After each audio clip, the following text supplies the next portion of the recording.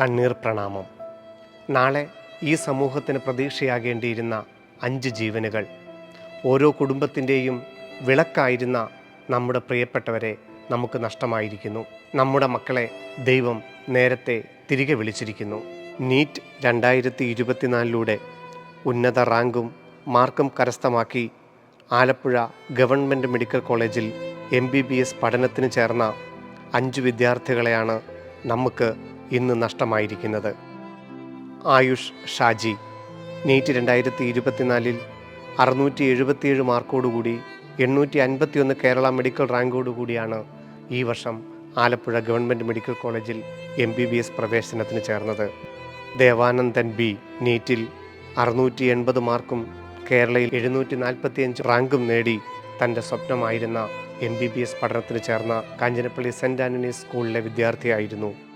മുഹമ്മദ് അബ്ദുൾ ജബ്ബാർ 676 മാർക്കും 876 കേരള റാങ്കോടുകൂടി +2 ശേഷം 1 വർഷം ഞങ്ങളുടെ ക്യാമ്പസിലുണ്ടായിരുന്ന വിദ്യാർത്ഥി. ശ്രീദീപ് വത്സൻ 660 മാർക്കും 1800 കേരള റാങ്കോടുകൂടി ആലപ്പുഴയിലേക്ക് എത്തിയ വിദ്യാർത്ഥി. അതുപോലെ തന്നെ മുഹമ്മദ് ഇബ്രാഹിം PP.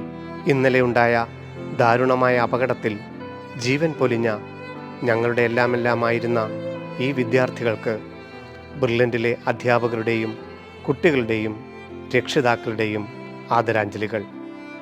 അതുപോലെ ഇപ്പോൾ വിവിധ ആശുപത്രികളിൽ ചികിത്സയിൽ കഴിയുന്ന എല്ലാവരുടെയും ആരോഗ്യത്തിനും എത്രയും വേഗം നിങ്ങൾക്ക് ആ ക്യാമ്പസിലേക്ക് തിരികെ എത്താൻ കഴിയട്ടെ എന്ന പ്രാർത്ഥനയും ആ ഓരോ കൂട്ടുകാരുടെയും കുടുംബങ്ങളുടെ ദുഃഖത്തിനൊപ്പം ഞങ്ങളും പങ്കുചേരുന്നു, പ്രാർത്ഥിക്കുന്നു.